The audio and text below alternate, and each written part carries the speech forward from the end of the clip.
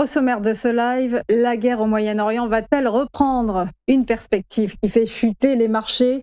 Le compte-rendu des minutes de la Fed, les premières de Kevin Warsh et le FMI qui abaisse ses prévisions pour l'économie mondiale. Assiste-t-on à un nouvel embrasement entre les États-Unis et l'Iran? Cette nuit, le commandement militaire américain a fait état de nouveaux bombardements sur le pays. 90 cibles iraniennes ont ainsi été touchées. Riposte de Téhéran, les gardiens de la révolution ont affirmé avoir lancé des attaques de drones et de missiles contre des infrastructures de base américaines au Koweït et au Bahreïn, menaçant d'étendre leurs représailles si les États-Unis poursuivaient leurs frappes. Hier, au sommet de l'OTAN, Donald Trump avait promis, je cite, de frapper fort la République islamique, tout en assurant que les bombardements prendraient fin rapidement.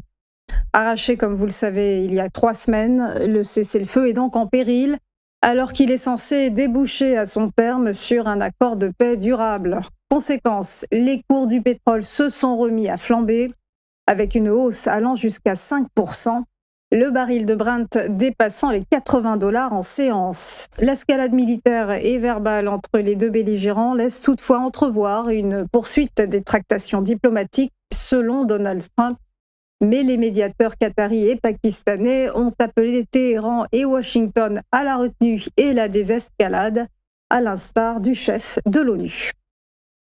On poursuit avec le premier compte-rendu des minutes de la Fed sous l'ère Kevin Warsh.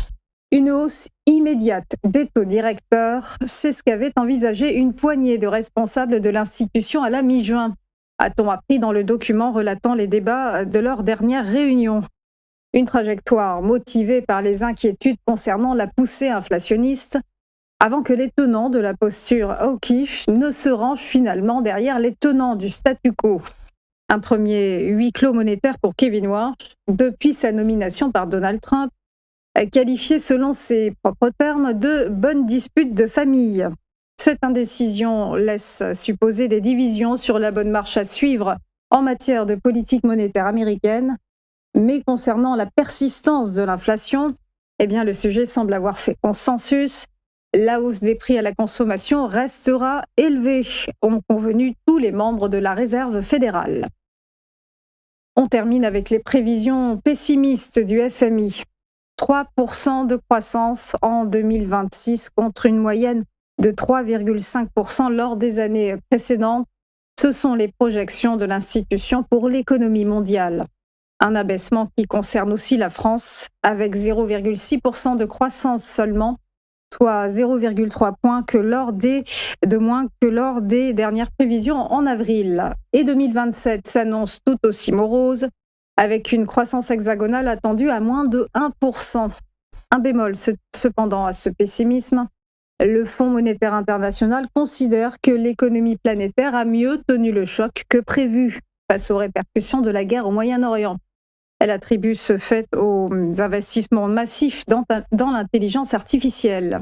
Toutefois, l'institution souligne que le retentissement de ce conflit sera durable, notamment sur les prix de l'énergie, actuellement supérieurs de 25% à leur niveau d'avant le 28 février, début de la guerre entre l'Iran et les États-Unis. On passe au point bourse, le rappel de la clôture des marchés hier, avec des places européennes littéralement plombées. Le CAC 40 a dégringolé de moins 2,18% et se situe à 8252 points. À Francfort, le DAX a flanché de moins 2,23% à 24 897 points. Chute conséquente aussi à Londres. L'indice britannique a décroché de moins 1,66% à 10 489 points pour le FTSE donc. Et le MIB de Milan, quant à lui, a glissé de moins 1,22% en Espagne. Sinon, le l'IBEX de Madrid s'est écroulé de moins 2,73%. À Wall Street, les indices ont terminé avec des pertes plus modérées, avec un final en mode dispersé. Le Dow Jones s'est ainsi contracté de moins 1,09% à 52 348 points. Le S&P 500, lui, a cédé moins 0,28%, s'établissant à 7 482 points. Et le Nasdaq Composite a grappillé plus 0,2% à 25 870 points. Enfin, un mot du Nikkei, l'indice de Tokyo a terminé avec un rebond ce matin, plus 1,46%. Voilà pour les dernières infos, on marque une pause et on se retrouve juste après pour Chronodax. À tout de suite.